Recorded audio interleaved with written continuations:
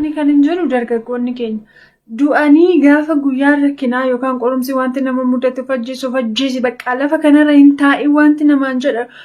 jedhu gaafa namarra darbe waan deebi'anii dhufan isinitti fakkaate moo of ajjeesanii lubbuu balleessanii waan mootummaa waaqayyoo keessatti dhaqanii boqotaa wayii isinitti fakkaate. Waan numti isin faashinii gootanii miidiyaa irratti bakka ani kana booda jiraachuun qabu du'uun qaba jettanii du'uuf akka deemtan of ajjeesuudhaaf akka deemtan miidiyaa irratti beeksistanii dhaqxanii of ajjeestan maayini of ajjeesuudhaaf yaalii gootan maayini. Faashinii dhuma ta'e bakka faashinii dhuma ta'e amma immoo namni hundumtuu waan tokko taanaan of hin ajjeesedhee miidiyaa irratti maxxanseet yookaan of ajjeesan yookaan immoo duun of hin ajjeesin lubbuun isaa baraaramu. Maal jechuudha?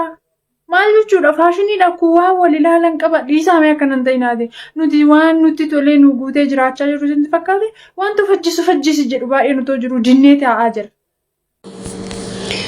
Nagaan isin abaytu hordoftoota yeroo mul'ata akkam jirtu nagaa keessanii annagaa goote sila bullee makaanii waa haaraa madhagaa bullaa bullee makaanii waan haaraa dhagaama bulla.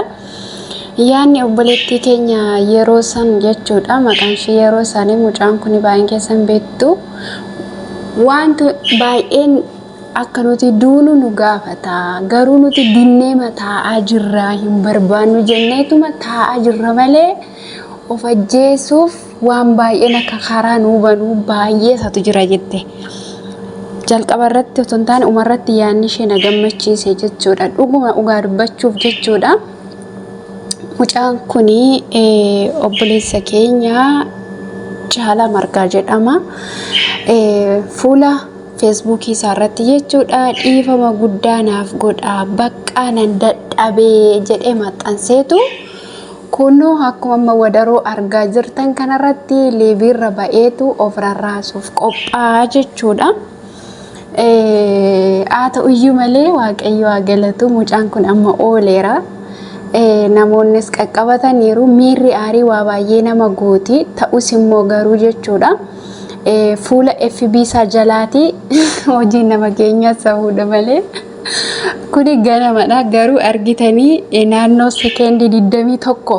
barreeffama kana inni maxxanse naannoo sekeendii 21 irratti suura kana kaafatanii kaawwataniiru jechuudha. Ani garuu barreeffama kana hunda odeeffamoo akka ture ani amma reefuun argaa garuu taateen kun ganama jechuudha. Garuu haa ta'u malee namni keenyas jechuudha. Dafee waa tokko qaccu godha jechuudha Oromoo miidiyaa kanarratti argu. Amma garuu chaanaala mucaa sana jala galee nan dhabiyanii barreeffama kana jechuudha. Amma isan barreesseeru kana isan namoonni biraan iskirshaatii godhanii maxxansaniin arge malee mucaan kun akka barreeffatee of qopheessee booddee erga du'a oolee balleessaniiru jechuudha. Namni sun otoo lubbuun ba'eera ta'ee chaanaala sanarraa hafa ture garuu amma namni sun erga oolee chaanaala isaa yookaan immoo Facebook isaarraa jechuudha barreeffama kana kaasee jira jechuudha. Inni guddaan baga oolee garuu haa ta'u malee jechuudha. Akkuma obboleettiin keenya jalqaba irratti jettee yeroo ammaa kana dargaggeessi kuni kaameraamaaniidha hojiin isaa jechuudha. Namni baay'een beekuu dandeessu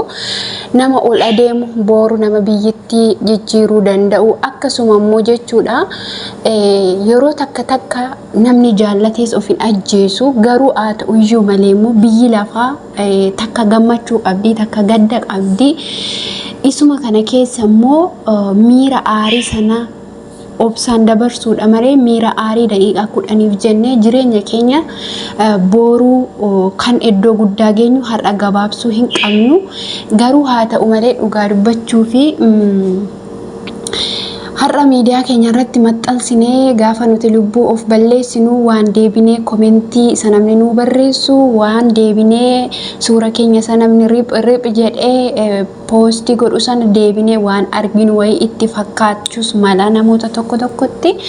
kun immoo hin ta'u otoo du'anii deebanii miidiyaa kana fayyadamu ta'e silaa yoona kana begeeta namni hin taa'u jechuudha. Guyyaatti 10 du'a yoo xinnaatiin guyyaatti 10 du'e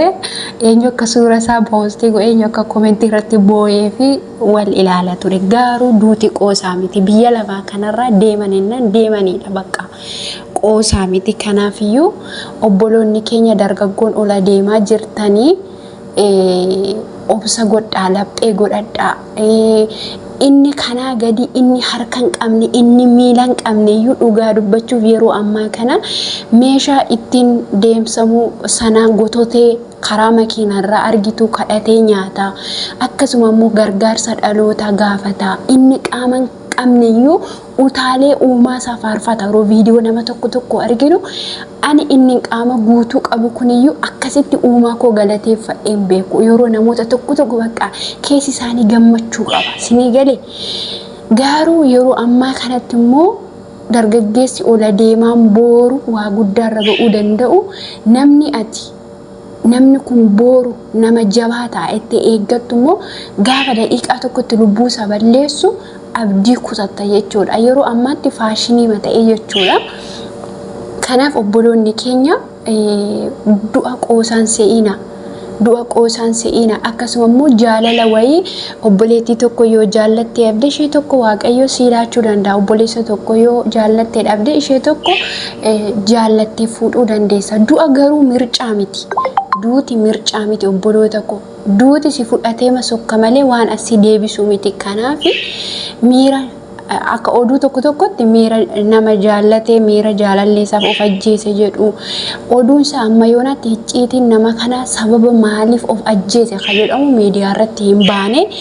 garuu haa ta'u malee namni kun jaallatee murtoo hin fudhanne garuu akkamitti boo'u suura isaa kan arge tokkotti baay'ee miira aariitiin kan ka'e hiddi hilleessaa kun ba'ee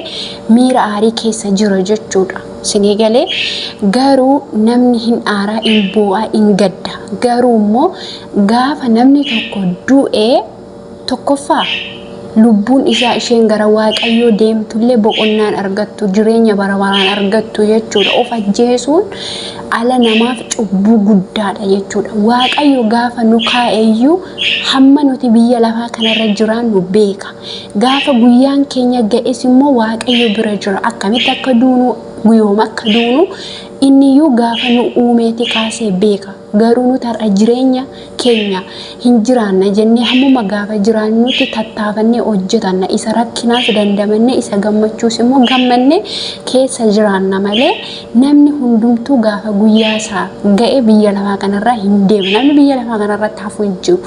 garuu haa ta'u malee waaqayyo firii deemii nuu laateera biyya lafaa kanarratti sinii galee firii deemiidha. Nama kamiifiyyuu abbaa barbaadde akka barbaaddetti yoo jiraatte guyyaa kee eegde hin deemta garuu haa ta'u malee immoo lubbuu ishee bara baraan waaqayyo biratti akkasuma immoo gaannab keessatti gubachaa haftu sanarraaf yaanne foon keenya yoo dadhabaa ta'eyyuu biyya lafaa kanarratti rakkinni yoo akka malee sammuu keenya dhiphiseyyuu boorummoo uumaa keenya bira iddoo akka hin dhabne biyya lafaa kanarraa siqiqiidhaan boorus waaqayyo biratti siqiqii barabaraa kan galletti of eeggachuun nu barbaachisa jechuudha. Walumaa galatti yeroo takka seexanni oola deemuu dargaggoota booruu iji namaa irra jiru booru namni kun biyya bulcha booru namni kun nama guddaa ta'a jedhu seexanni sammuu nama kanaatti asaasite dukkaneessite biyya lafaa kanarraa kaasuu barbaade yeroo kana diduu akkuma obboleettii keenya jette kana diduu bakka ani booru nan jiraadha rakkina kana nammoo adda bakka jennee diduudha wanti har'a sammuu keenyatti asaasu otoo aggeeffanne kan nu fudhatee badudha sinii galee miti garuu immoo gaafa obsinee ciniinnannee keessa teenye immoo booruu wanta ija dadhabbii keenya gaafa arginu immoo yaa waaqayyo si haa galatu kan asiin nageesse jenna sinii galee har'a namni tokko biyya lafaa kanarra ofii bichaaf jiraata miti sinii galee maatii keessaniif biyya keessaniif hiriyaa keessaniif isin qoricha waaqayyo biyya lafaa kanarratti gaafa nama tokkitti uumu namni tokkitti sana qofaaf miti namni suni biyyaaf sabaaf maatii isaaf bu'aa guddaa qaba jechuudha kanaaf isa kana yaaduu qabna booru maaltu na eeggata maatiin koo sababa kootti maal ta'u jenne maatii keenyaaf illee yaaduu qabna ciniinnachuu qabna jechuudha uumaa ofiis gaddisiisuu nu barbaachisu kanaaf dargaggoonni keenya tasgabbaa bakka humna qabdaniin hojjetadha yoo abdan obsa in darba malee lubbuu keessanitti in murteessinaa